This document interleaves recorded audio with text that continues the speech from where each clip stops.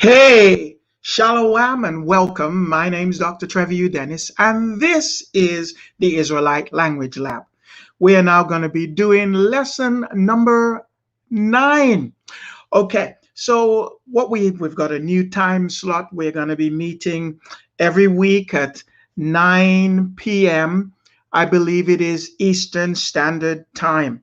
So I look forward to each and every one of us being together on this slot. If you have any questions, you can write to me at HebrewApostolic@gmail.com. So let us begin with a prayer. Father, in the name of Yahweh, we just pray that you, O Yahweh, will ingratiate us to you, that you will touch our hearts, that we might learn our language and have faith in our language, that, Father, we will pursue it relentlessly, and that which is in our DNA will be unlocked, the potential to learn Ibare according to your spirit as you lead us by your Rawak. Grant us that grace to learn. In Yahweh's name we pray.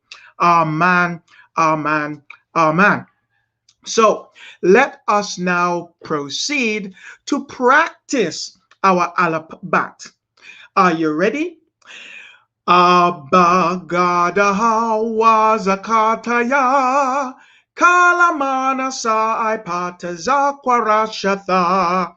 You shouldn't need us to show it to you anymore, but just in case, we're going to play it for you. Are you ready? Here we go. Ancient Hebrew alphabet song sing-along for your Howard children in the tune of Row, Row, Row Your Boat. Remember, kids, we read from right to left, starting with the first row. Abagada wazakataya kalamana saipatazakwarashatha. Let's try it again. Abagada wazakataya kalamana saipatazakwarashatha. One more time. Abagada wazakataya kalamana saipatazakwarashatha. Tawada for Thawada. Thank you. So we have learned the Alap-bat, and that is the foundation, because our lessons in Ibare are in fact phonetic. So you read phonetically. By now, by this time, you should be able to break down the writings phonetically. Anything I show you, you should be able to read it phonetically. Now, for the next couple of weeks, we're going to deal with the history so that you get the faith inside of you to believe Yahweh and in the language. So I'm going to show you some stuff and you're going to get it. I promise you. The first thing you need to understand is that so-called Hebrew, as you know it today, is not Hebrew at all, but is in fact Israeli. Here we go. Shalom, my name is Mia, and I'm a Hebrew e-tutor with Living Language. Hebrew was revived at the end of the 19th century from a sacred language reserved for text and religious study to a modern language that would be used in daily life in Israel. This revival took place in both Europe and Palestine. First, in Europe, writers created the language by adapting the grammar and vocabulary of Biblical Hebrew. Biblical Hebrew lacked many modern terms and concepts such as science and philosophy, but writers such as Mendele Mocher Sfarim, Echad Ha'am, and Chaim Nachman Bialik would eventually expand the language to be adaptable to literature and to the modern world. The language was brought to Palestine by Eliezer ben Yehuda, who was raised and educated in Europe and immigrated to Palestine in 1881. He set out to create a language that would replace Yiddish, Ladino, and other regional diaspora dialects and serve as a working language for Jews who immigrated to Palestine from all over the world. The goal was to create a language that would serve not only as the language of prayer and holy study, but also could be written in newspapers, books, and spoken on the street. In 1890, Ben Yehuda founded the Hebrew Language Council to help resolve challenges of the new language, such as grammar, punctuation, spelling, and terminology. By adding and inventing new words, he turned out a dictionary of 16 volumes and also published the very first Hebrew language newspaper. This revitalization project was ultimately so successful that currently there are 9 million speakers of Hebrew on the globe. This unique history is just one of the many reasons that Hebrew is a fascinating language to learn. So I want to make it clear that what they speak is Israeli and not Hebrew.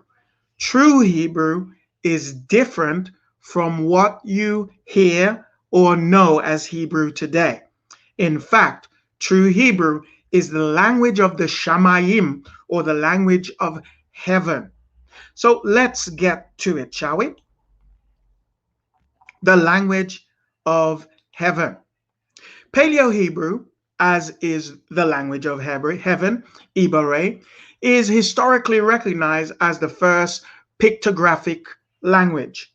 In other words, it was first pictographic, and then it became, or you could even say hieroglyphic, and then it became characters. It is the first written language that we have in the earth realm today.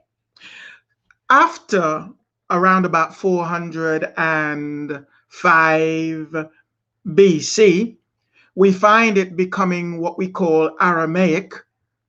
Aramaic, 450 BC, Aramaic or Syriac block script. So you had gone from being pictographic, more or less before 2000 BC, around about 1500 BC, it becomes what we know as Paleo-Hebrew or Middle Hebrew. And then around about 500 BC, you get Aramaic Syriac block script. Now, Aramaic Syriac block script is the script that you see now written by the Israelis, and that Aramaic Syriac block script was developed in Babylon. It was developed in Babylon, but it had the same alphabet. Why? Because everybody copied the Alap-bat of the Hebrews. So it doesn't matter whether it's that or whether it's Greek or whether it's Latin or whether it's English. They all learn to read and write from us. Okay. Paleo-Hebrew is evidenced by certain stelas or artifacts left behind, one of which is the Moabite stone and the Lachish stela, and so on and so on. There are loads of them that you can actually find, and maybe in the next lesson I will do that. I will show you the stelas and show you some of the language that is written on them, so that you might see that we are not dealing with a made-up language. You heard the woman say very, very clearly that Eliezer ben Yehuda in the early 19th century, he revived Hebrew, he invented words and brought it to the promised land. In other words, he made up the language. He made it up from Ladino, from Biblical Hebrew, and from their key Ashkenazi language. So he spoke those three things and brought them together and made it up. We are not making up anything. We are restoring the true language of the Bible. And this is the documented language of the book of heaven and the mother of all languages. Notice what the scripture says in Matthew 6 and verse 10.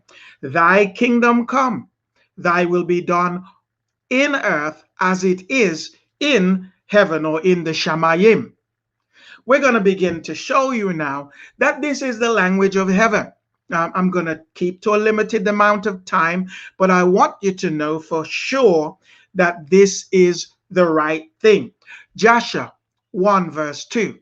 And Yahweh being his correct Paleo-Hebrew name, formed a man from the ground, and he blew into his nostrils the breath of life, and man became a living soul endowed with speech. So what would he have spoken? He would have spoken the same language as Yahweh, because we found him in the garden speaking with Yahweh. Therefore, he would have spoken whatever language Yahweh spoke, and Yahweh would speak the language of the Shamayim. Jubilees 3 verse 28. And on that day was closed the mouth of all beasts, and of cattle, and of birds, and of whatever walks, and of whatever moves, so that they could not no longer speak, for they all spoken one with another, with one lip and with one tongue. What would that have been? The language of the Shamayim. We find later on that when Joseph is supposed dead, that Jacob goes out, or his sons go out rather, and they capture a wolf. And Jacob has a conversation with the wolf. Why? Because he could speak their language. Okay. Joshua 2 verse 13. And in those days, Cainan wrote upon tablets of stone what was to take place in time to come, and he put them in his or among his treasures. So Cainan, which is one of the early fathers, wrote on tables of stone. He wrote. Okay. Jubilees 12 verse 26. And I opened his mouth and his ears and his lips, and I began to speak with him in Hebrew, in the tongue of creation. So what is the language of creation? The language of creation is Ibare, Hebrew. Okay. Joshua 7 verse 46. And all the earth was of one tongue and words of union. But Nimrod did not go the way of Yahweh, and he was more wicked than all the men that were before him from the days of the flood until those days. So up until the days of Nimrod, all the earth spoke with one language and had words that were united. Joshua 9 verse 20. And King Nimrod reigned securely, and all of the earth was under his control, and all the earth was of one tongue and words of union. Same thing. They spoke one language. What language? Ibare. So what? Now we know that the language spoken by heaven, or from the beginning, was Ibare, the one language. Let's go a little deeper into the language spoken by heaven, because this will have to be written down as well as spoken. Okay. Enoch 69 verse 8 to 9. Notice the highlighted words. We first have Pinami, the one demonstrated to the children of people. This is an angel or a malachim.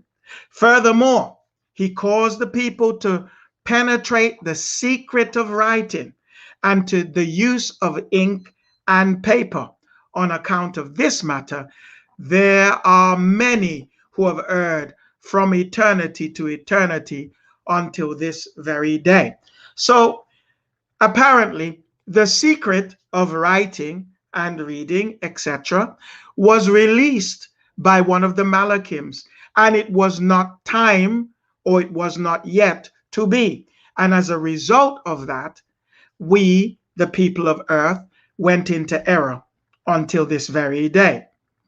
Enoch 103 verse 1 to 2. I now swear to you, righteous ones, by the splendor of Yahweh, the great one, and by the splendor of his kingdom, and I swear to you even by the Almighty One, for I know this mystery.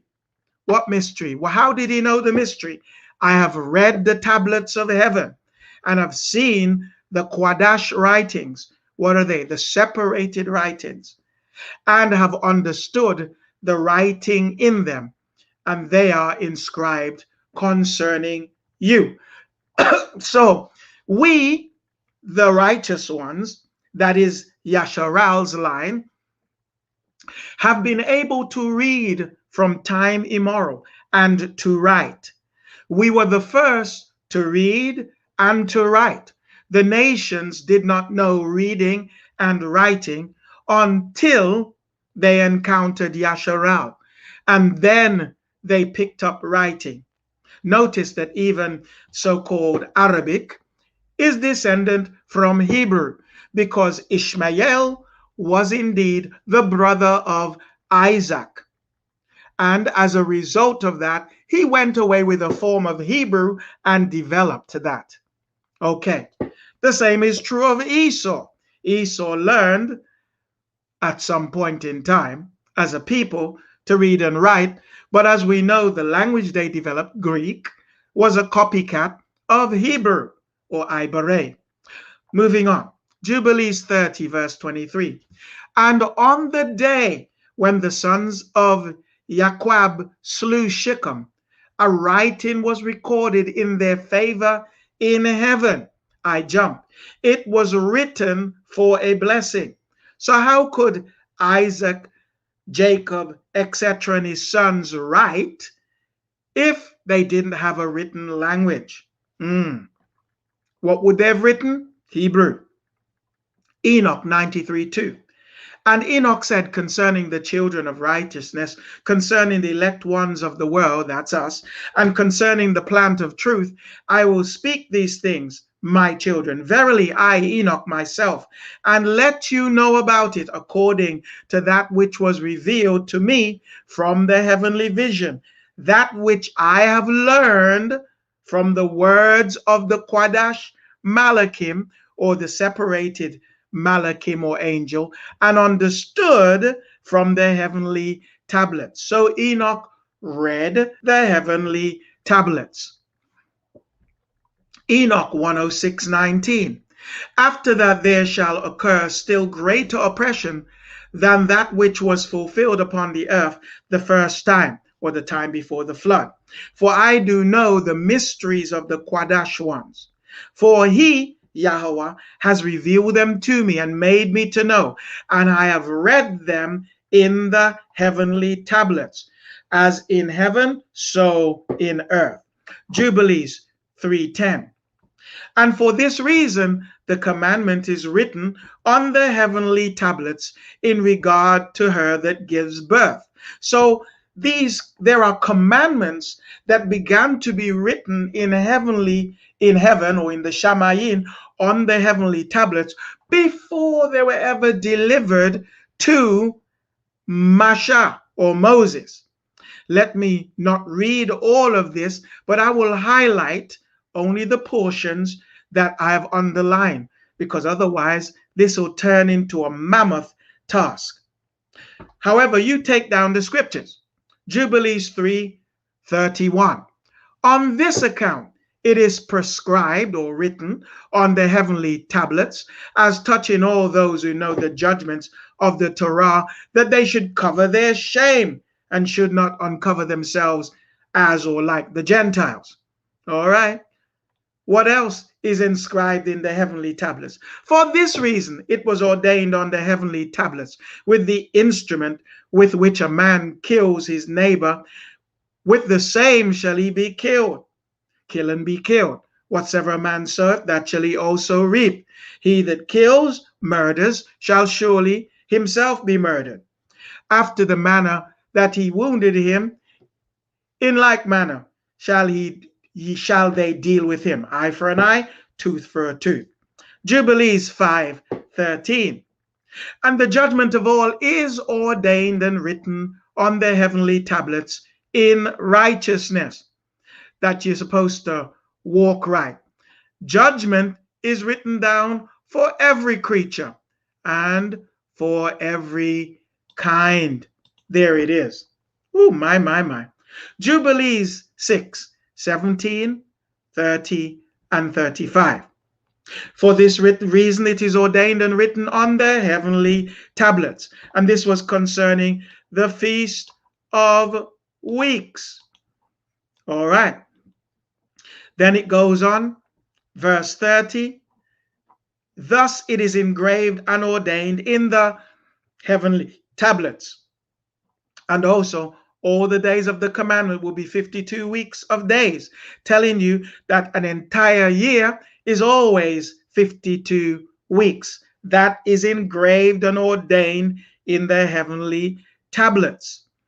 Verse 35, I skip, for the book is written before me, and on the heavenly tablets the division of days is ordained, lest they should forget the feasts of the covenant and walk according to the feasts of the Gentiles. This is what people are doing today, is they are walking according to the feasts of the Gentiles. Easter, Christmas, Valentine's, Mother's Day, Father's Day, Halloween, May Day, on and on, President's Day, Independence Day, Labor Day, on and on. Jubilees 15:25. This Torah is for all the generations forever, that there is no circumcision of the days, and no omission of one day out of the 8 days, for it is an eternal ordinance ordained and written on the heavenly tablets. Jubilees 16:3, 9, 28 to 29. And we told her the name of her son, as his name is ordained and written in the heavenly tablets, that is, Yitzhak. And behold, it was commanded and engraved concerning his seed on the heavenly tablet, to remove them and root them out, and to execute judgment upon them like the judgment of Sodom, and to leave no seed of the man on earth on the day of condemnation. Speaking concerning Esau. And we blessed him forever, says another one, and all his seed, speaking of Isaac or Yitzhak, after him throughout all the generations of the earth, because he celebrated this festival in its season, according to the testimony of the heavenly tablets. 29. For this reason it is ordained on the heavenly tablets concerning Yasharal, that they shall celebrate the Feast of Tabernacle 7 days with joy in the 7th month, acceptable before Yahweh, a statute forever throughout their generations, every year. How many years? Every year. My. By now you're beginning to get the idea that a whole lot of things are ordained and written on the heavenly tablets. They were written so that we would read them. But we know from the book of Deuteronomy chapter 17 that we could also write our own copy, making sure that we keep it in our hearts and read it every day. Jubilees 18 verse 19. And accordingly has it been ordained and written on the heavenly tablets regarding Yasharal and its seed, that they should observe this festival 7 days with the joy of festival, speaking of the Feast of Tabernacles. Jubilees 19:9. And he said not a single word regarding the rumor in the land, how that Yahweh had said that he would give it to him and to his seed after him. And he begged a place there to bury his dead. This is Abraham. For he was found faithful and was recorded on the heavenly tablets as the friend of Yahweh. Jubilees 23, verse 32. And do you, Masha, write down these words? So, you mean Moses could write? Yes. What language would he have written in? Paleo-Hebrew. For thus are they written, and they record them on the heavenly tablets for a testimony for the generations to come. Well, how are the generations to come going to know what was written if they cannot read their language? This has been the advantage that both the heathen, that all of them, all of the nations, and the Israelis have purported themselves to have over true Israel. No more. Now we understand. Now we know, and now we can read the original language for ourselves. And the thing is, if you can read Paleo-Hebrew, you can read Israeli block script. You can read Aramaic, because they have the same alphabet. You just have to learn how to decode it. All right. Jubilees 24, verse 33. And thus it is written and engraved concerning him on the heavenly tablets, to do to him on the day of judgment, so that he may be rooted out of the earth. This is the judgment of Esau. Jubilees 28, verse 6.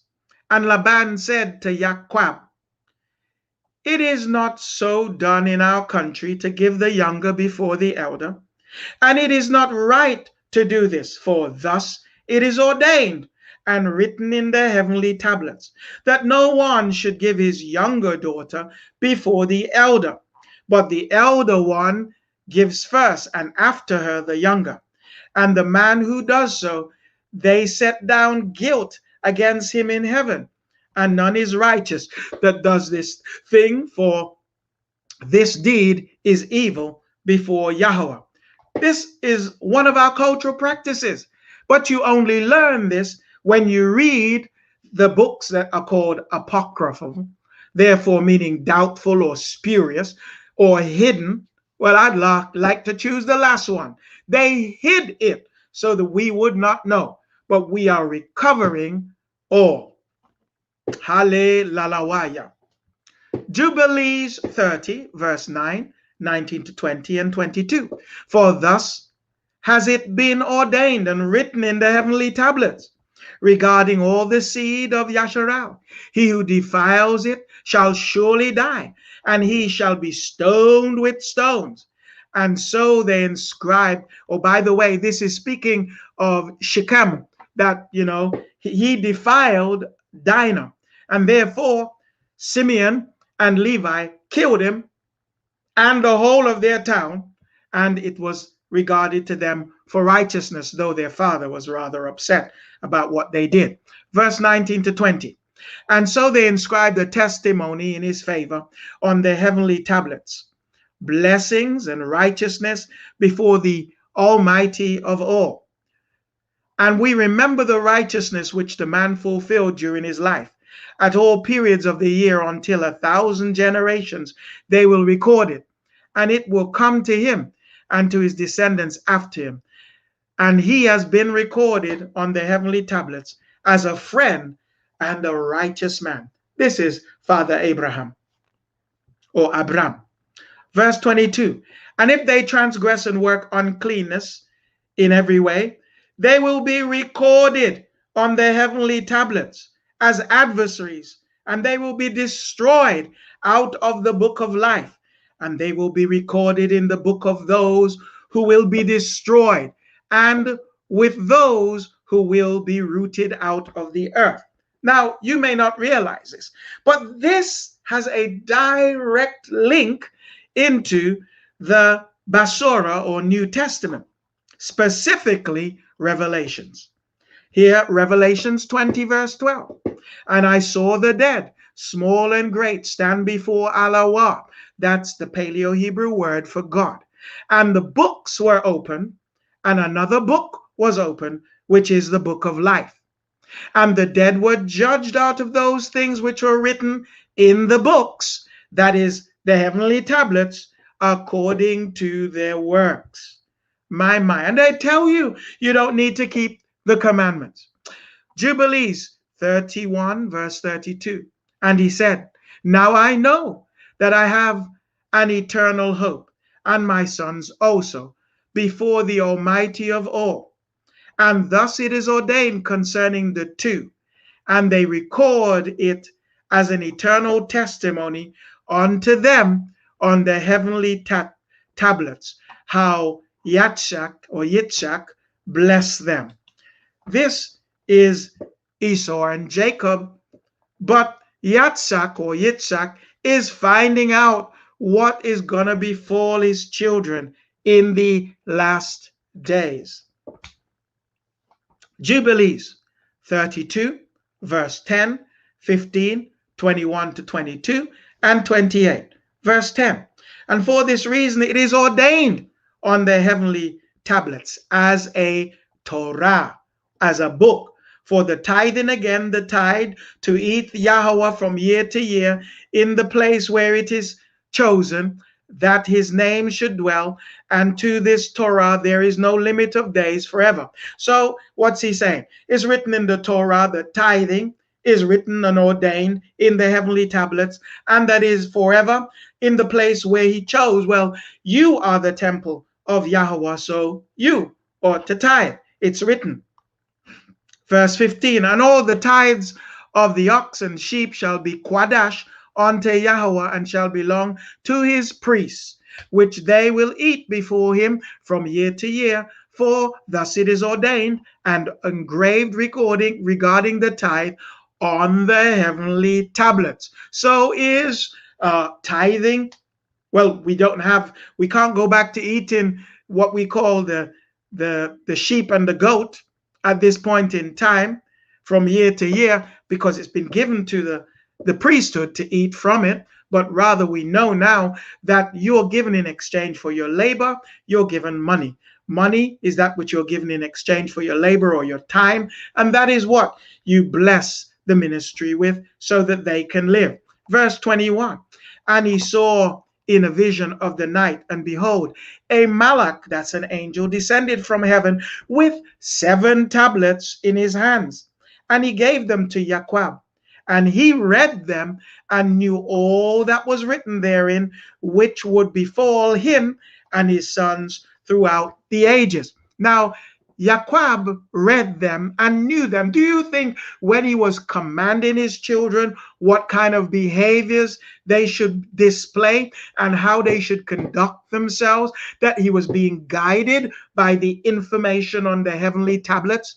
Absolutely. And so later that would become the commandments that HaMachiac himself would get. Verse 22, and he showed him all that was written on the tablets, and said to him, do not build this place, and do not make it an eternal sanctuary, and do not dwell here, for this is not the place. Go to the house of Abraham, your father, and dwell with Yitzhak, your father, until the day of the death of your father. So Jacob went and lived with Abraham, who spoke the language of the Shamayim and wrote the language of the Shamayim and read the language of the Shamayim. What do you think is going to happen to Yitzhak? He's going to learn it too. And later on, Jacob is going to learn it too, because Abraham was still around when Jacob was growing up and became a man. See, they don't teach you that in cemetery. Oh, I mean seminary. Oh, yes. Verse 28.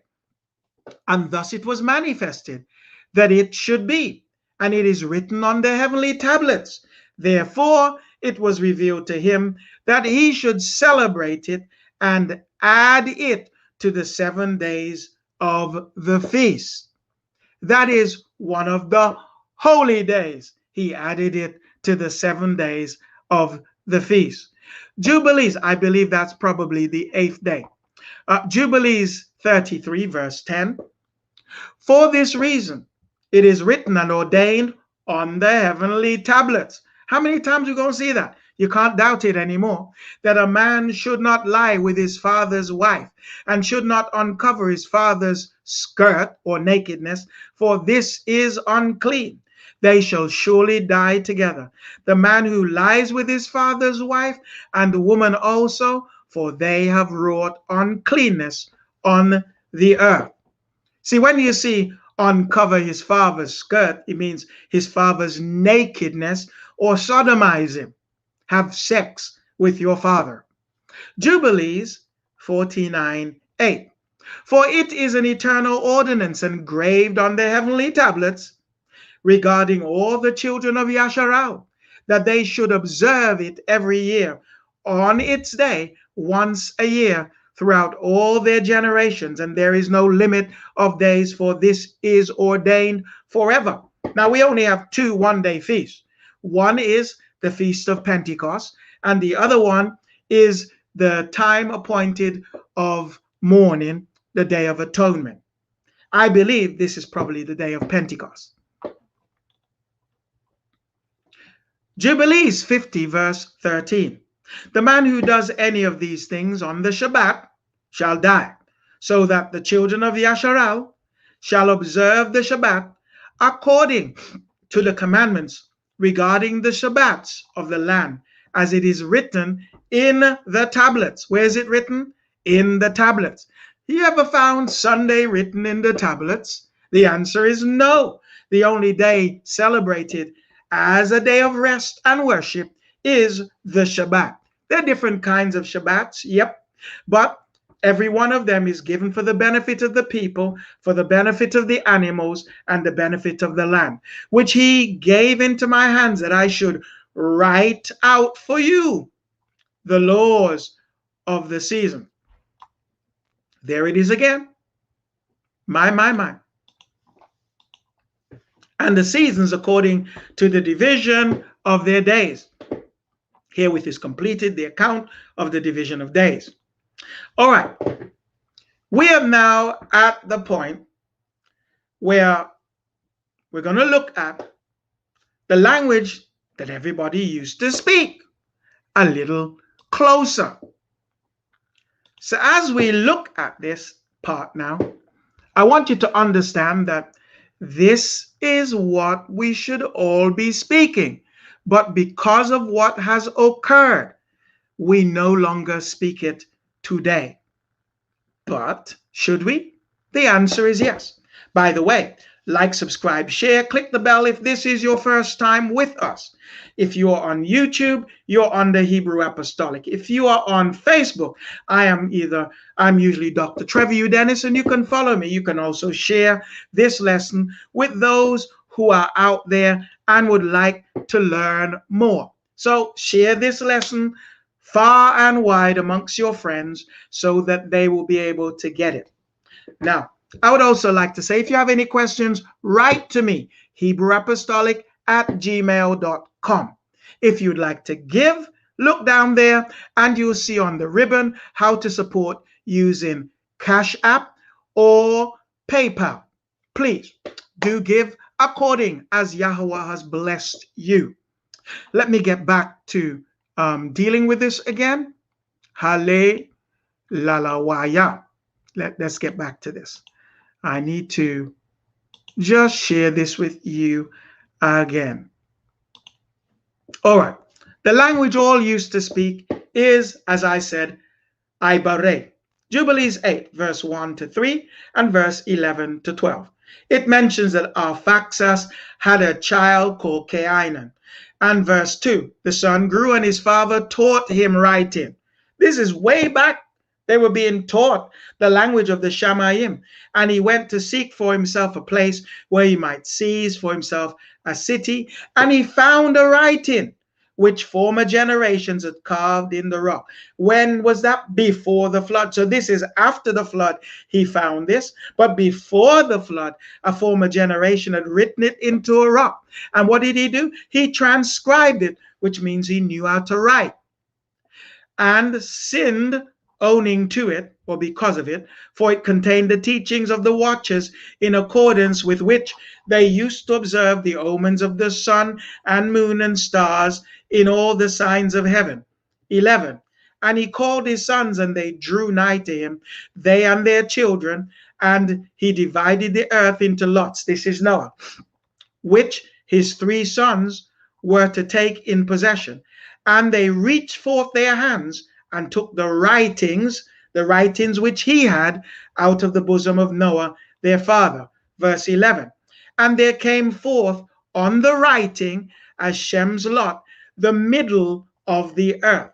So what, by the way, if the earth is round, what's the middle, as in not round, but globular? What is the middle of the earth? But if it's flat and round, now you can pinpoint the middle section of the earth. And then you can say there is a northern section and a southern section. So the middle section of the earth is, according to the Bible, the inheritance of the Shemites. And a portion of that from the river Euphrates to the river Nile belongs specifically to the children of Yasharal. there came forth a writing as Shem's lot, the middle of the earth, which we should take as an inheritance for himself and for his sons for the generations of eternity. This is actually the reason why Canaan became cursed, because he entered into the lot of Shem, and they had made a covenant that anyone who took another man's lot would be cursed by heaven. And this is written on the tables of heaven. So I'm going to take this, the language spoken and passed on by our forefathers. So what is that language? Jubilees 4, verse 16 to 17.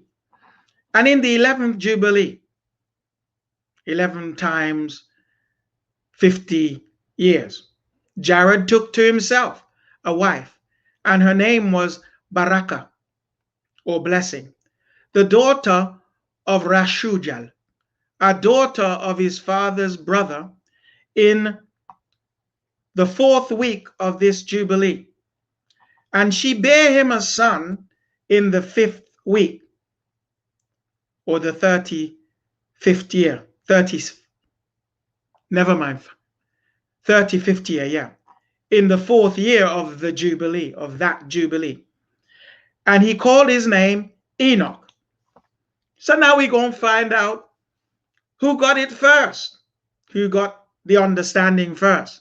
It's easy. Before the flood, it was Enoch. Verse 17. And he was the first among men that are born on earth who learned writing and knowledge and wisdom, and who wrote down the signs of heaven according to the order of their months in a book. You can read about that in the book of Enoch, that men might know the seasons of the years according to the order of their separate months. Father wanted us to understand these things and to understand where the feast days fell in those months and years, but we had not gotten to that place yet. All right. Jubilees 6, verse 11 to 12, and then 29. On this account he spoke to you, that you should make a covenant with the children of Israel. A covenant with who? The children of Israel. In this month, upon the mountain, with an oath. This is speaking now of the day of Pentecost. A covenant on that mountain on that day, in that month. And that you should sprinkle blood upon them because of all the words of the covenant which Yahweh made with them forever. How long did he make the covenant with the children of Israel? Forever. There ain't no church in there. Verse 12. And this testimony or covenant is written concerning you, that you should observe it continually, so that you should not eat on any day any blood of beasts or birds or cattle during all the days of the earth, and that the man who eats the blood of beasts or of cattle or of birds during all the days of the earth, he and his seed shall be rooted out of the land or wiped out. You know who loves to eat blood in their meat? Loves it rare, loves it half rare. Hey, you can tell an Israelite by just that one thing. We want our food well cooked. Hey, boy, we want it cooked. Hey, no blood, no blood. Verse 29, and that's even before we knew who we were. Verse 29, and they placed them on the heavenly tablets. Each had 13 weeks from one to another past their memorial, from the first to the second, and the second to the third, and from the third to the fourth, 13 weeks being between. This is another way you can work out the feast days, once you can find the first one. And you need to know how to do that. I can do that. You can learn. Jubilees 10, verse 13. And Noah wrote down all things in a book. Where did he write it? In a book. They took it out of his chest, remember? As we instructed him concerning every kind of medicine. So in his book was medicinal, healing or herbs. Thus, the evil spirits were precluded from hurting the sons of Noah. Jubilees 11:16. And the child began to understand the errors of the earth, speaking of Abram, that all went astray after graven images and after uncleanness. And his father, Terah, taught him writing, and he was 2 weeks of years. He was 14. And he separated himself from his father that he might not worship idols with him. Young man had sense. Joshua 9, verse 5 to 6.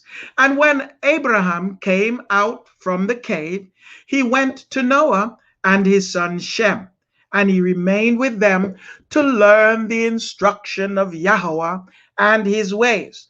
And no man knew where Abraham was. And Abraham served Noah and Shem his son for a long time. Verse 6. And Abraham was in Noah's house 39 years, from the time of 14 and 39 years on. And Abraham knew Yahweh from 3 years old, and he went in the ways of Yahweh until the day of his death, as Noah and his son Shem had taught him. So how did he learn to read and write? From Noah and Shem. What did he learn? He learned the language of his forefathers. What's that? The same one Noah brought through the flood. What was that? Ibaré. And all the sons of the earth in those days grossly transgressed against Yahweh, and they rebelled against him, and they served other powers, and they forgot Yahweh, forgot his language too. He who had created them in the earth, and the inhabitants of the earth made unto themselves at that time every man his powers of wood and stone, which would neither speak nor deliver, hear nor deliver, and the sons of men served them, and they became their powers. Jubilees 12:25 to 26. And Yahweh Almighty said, open his mouth and his ears, that he may hear and speak with his mouth, with the language which has been revealed. Oh my. Well, if it was revealed to Abraham and passed down in the bloodline, it's in your blood, even though you may not know it, and it has to be revealed. For it had ceased from the mouth of all the children of men from the day of the overthrow of Babel. And he opened his mouth and his ears and his lips, and I began to speak with him in Hebrew, in the tongue of the creation. And he took the books of his fathers, and these were written in Hebrew. What were they written in? Hebrew. What form of Hebrew? Paleo-Hebrew. And he transcribed them. And he began from henceforth to study them. And I made known to him that which he could not understand. And he studied them during the 6 rainy months. Joshua 26:16 to 17, 27 to 28. And Isaac, the son of Abraham, was 60 years old when he begat them. That's his 2 boys. And the boys grew up to their 15th year, and they came among the society of men. Esau was a designing and deceitful man, and an expert hunter in the field, still is. And Jacob was a man perfect and wise, dwelling in tents, feeding flocks, and learning the instruction of Yahweh. What would he have learned them in? The language of his forefathers, Ibaré, and the commands of his father and mother. Verse 27. And teach your children and your seed the instructions of Yahweh and his commandments. Oh, you don't need the commandments anymore? Well, why does he say, if you love me, keep my commandments? Well, why does he say that? Okay. And his commandments, and teach them the upright way in which they should go, in order that it may be well with them forever. Well, if you don't keep the commandments forever, which Deuteronomy 5:29 tells you, then how will you it be well with you and your seed forever. Verse 28. And Isaac answered his father and said unto him, that which my Adonai, Lord, has commanded, that will I do, and I will not depart from the commands of Yahweh, my Elohah. I will keep all that he commanded me. And Abraham blessed his son Isaac, and also his children. And Abraham taught Jacob the instruction of Yahweh and all his ways. Who taught Jacob? Abraham. Jubilees 39:6. But he did not surrender his soul, and he remembered Yahweh and the words which Jacob his father used to read amongst the words of Abraham. This is Joseph now. That no man should commit fornication with a woman who has a husband, that for him the punishment of death has been ordained in the heaven before the Most High Yahweh, and the sin will be recorded against him in the eternal books continually before Yahweh. My. That's why Joseph didn't commit adultery or fornication in his case, but it was adultery, because he understood what was in the commandments of his forefathers. Do you understand what is in the heavenly tablets? Joshua 49, verse 9 to 10. And all the officers answered the king and said, but surely it is written in the laws of Egypt, so even the Egyptians had laws, and that it should not be violated, that a man shall reign over Egypt, nor be the second to the king, but one who has knowledge in all the languages of the Son of Men. In other words, they set up a divine sign.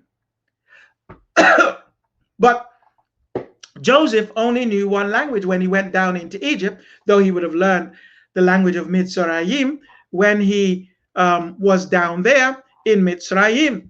But in one night, Father sent an angel to teach him all the languages of men, the 70 root languages of men, so that he would be able to be the Savior that Yahweh would send. Verse 10. Now therefore our Lord and King, behold, this Hebrew man can only speak the Hebrew language. And how then can he be over us, the second on the government, as a man who not even knows our language? That wasn't true, of course. He did know their language. It's just that he was a foreigner. Joshua 53:8. And Yasap read the letter and knew his father's writing. That means that he knew his father's writing, saying that his father wrote, and he could read. And he read his father's writing and recognized his father's handwriting. And he wished to weep. And he went into an inner room, and he wept greatly weeping, and he went out. He wept a great weeping, then he went out. Joshua 54:34. And Yasap heard all these words that his brethren spoke before him.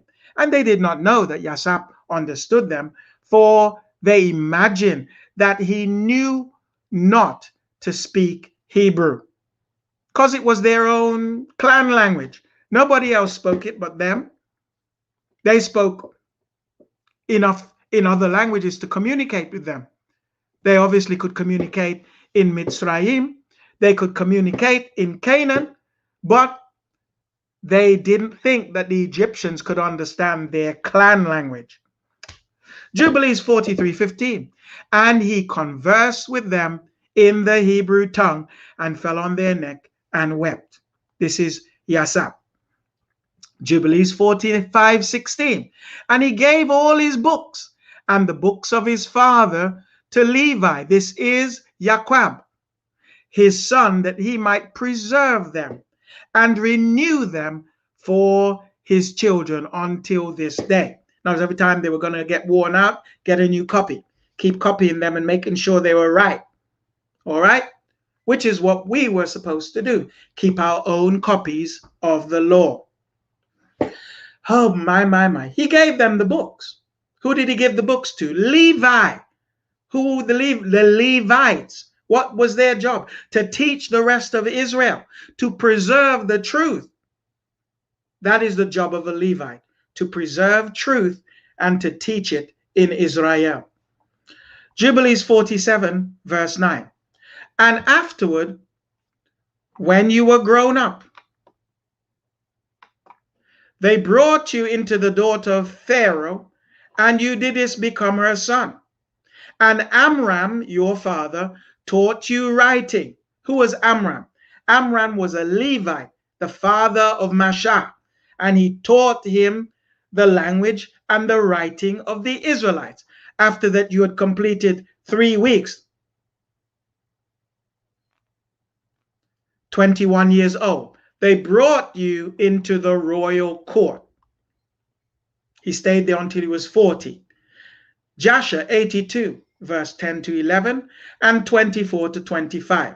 And Yahweh wrote the 10 commandments. What language do you think he wrote them in? Well, HaMachiac would have to understand them, and the children of Israel would have to understand them, so it had to have been in Hebrew, which he had commanded the children of Israel upon 2 tables of stone, which he gave to HaMachiac to command the children of Israel. Verse 11.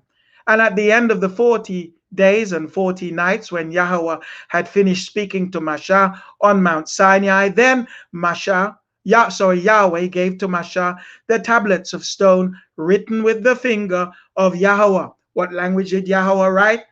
Hebrew, Ibaré. Then spake Yahweh to HaMachiac to hew 2 stone tablets, and to bring them up to Yahweh. This is after he destroyed the first 2, who would write upon them the 10 commandments. Now, HaMachiac did so, and he came down and hewed the 2 tables and went up the Mount Sinai to Yahweh, and Yahweh wrote the 10 commandments upon the tablets. I think this is probably where I need to be thinking about stopping today. I want you to understand, first and foremost, that our language is the language of the Shamayim, that the one spoken and written by the Israelis is Israeli. And I've got nothing against that. Israeli is Israeli. But the language is ours. The writings, that is, the ancient writings, are ours. And we must learn to recapture our language. We must learn to read Ibaré, to write Ibaré, and to speak Ibaré. It begins with reading. Once you can read, you will be able to write after a while, and then you'll be able to speak also, or read, speak, write. Writing being probably the most difficult of the skills.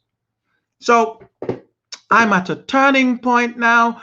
I think I should stop and do a part 2 to this. So next week, Yah willing, I'll be able to do a part 2. Now let me just tell you what your homework should be. You should be using that app, which we've already spoken of in all of our lessons thus far, the Zadok app. You should be practicing pronunciation and reading, identifying the letters from the Zadok app. We also want to encourage you to purchase the Torah written in Paleo Hebrew. And there are websites that you can go to in order to read Paleo Hebrew. You want more information, why don't you write to me, HebrewApostolic@gmail.com. I want to encourage you to be with us. And of course, if you have any questions, write to me at this, HebrewApostolic@gmail.com. Also, you can pick us up on Twitter at Hebrew Apostolic. You can pick up our website, www.pillar.org.uk. You can give to our ministry using PayPal, using also a Cash App, and if you're in the UK, you can give through our website. If you're part of our ministry, we want to thank you. If you want to be a part of our ministry, why don't you write to me, HebrewApostolic@gmail.com, and engage me, and we'll talk about how you can be more involved in our ministry. Thank you very much for being with us today. May Yahweh barak you in the truth. We barak you also in truth. Amen.